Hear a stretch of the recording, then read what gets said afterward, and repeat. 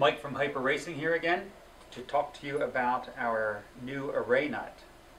We call it the array nut because it has an array of holes going around the circumference of the nut. Little history of the spindle nut. So we developed the deluxe spindle back in 2004. Yes, HyperRacing was the very first one to design this and mass market this. The first nut we used was simply a large nylock half nut, which actually worked pretty well, but it does wear out over a couple usages as the nylon wears, and it is a very heavy piece and just not real good quality. So then we came out with the aluminum pinch collar, which was much lighter, enabled you to screw it on, lock the bearings into the preload that you want, tighten the bolt up, and it pinches the nut on there. Worked fairly well. A couple design issues with it though. We have issues with especially on the left front hub, the nut coming loose. So after a race or two, you might notice your wheel has a lot of play in it. That's 9 times out of 10, it's not because the bearings are wearing, but because the nut is working its way off of the spindle. Once in a while, somebody would even lose a wheel because the nut came off, wheel goes bouncing down the track. Also, if you try to make this too tight so that the nut doesn't come loose, you can end up cracking the housing of the nut. Not a good situation. So we decided to come out with the array nut. This nut was designed with the purpose of being able to preload the bearing to the exact preload that you want, and then put the lock ring on in order to lock the nut in place. So the way this works, it has 2 screws that hold the ring in place, 1024 screws, 1/2 inch long. You screw the nut on till you get the preload that you want. Then the spindle has a keyway cut into it. So the older spindles don't have the keyway into it because back then we didn't know we were going to come out with this part, but now we do. So all of our new spindles have the keyway in. We do sell the spindle snout separately with the keyway cut in. So if you want to buy the snout separately, replace them. They are replaceable in the spindle housing. Press the old snout out, press the new snout in. Run the nut on till you get the preload you want. Line the key up on the ring with the keyway up on the spindle. Run it in there. Now you have to look, there's 16 holes machined around the nut. You find the 2 that are lined up, so each one is off center a little bit from the other.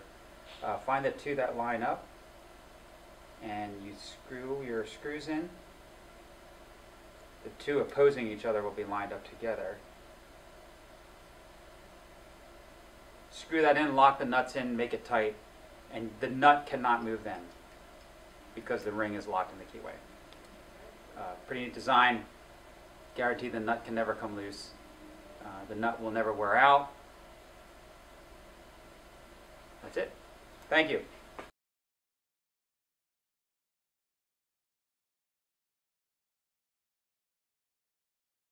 We will first start the assembly process by applying grease to the bearings and components before we put on the array nut assembly.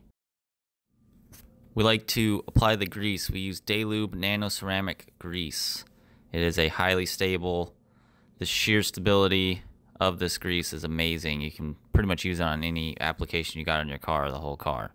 And you need to use a little bit of it and it'll go a super long way. We can usually get 20 races, 15 races before we have to do the front bearings. So pretty amazing stuff. You'll want to apply the nano ceramic grease with the syringe they have supplied. They also supply a 16-ounce tube for a grease gun and a 12-ounce refill tub for the syringe, or any application. You can just dip your finger in, use it on your bars, chains, the whole deal. You'll apply the grease in the front of the bearing, rear of the bearing, then around the top of the bearings itself. Rub it in with your fingers, move the bearing around, and you'll just get a good even application across the whole bearing. Put a thin film of the nano ceramic grease on your spindle snout. Put the 1/8 inch spacer on. Then you will then apply a thin film inside of your front hub on both sides of the races and in the middle, as seen here.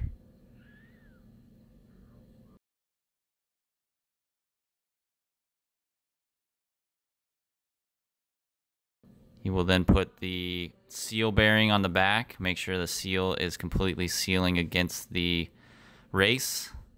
Put in your other tapered bearing. Then put on your spindle snout.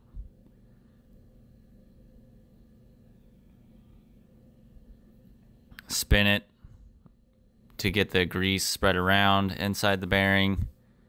You will then put the 1/8 inch space on against the bearing.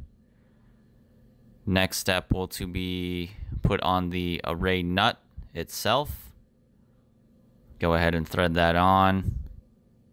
Once you get that threaded on, you will then want to set the bearings in. You'll need to use a big crescent wrench. You will then fit the crescent wrench onto the array nut, tighten it, get a good snug tight. As seen there, the wheel will barely move. Now you have set the tapered bearings. You will now back off the array nut and begin spinning and just hand tighten till you get a good free spin. You will then want to check after you have that there's no side or free play. So you want like a good snug up against the bearing, that it moves freely, and then make sure that it's against and everything's tight. You will then apply the array nut washer with the tab that goes into the notch on the spindle snout itself. You'll then put it in, line those 2 grooves up with the notch on the tab of the array nut. You will then apply the 1024 1/2 inch socket heads, put some Loctite on them, and put them across from each other to get the same amount of clamping force. Clamp them down, tighten them down, and set it and forget it pretty much. Put your dust cap on, and you're ready to hit the racetrack.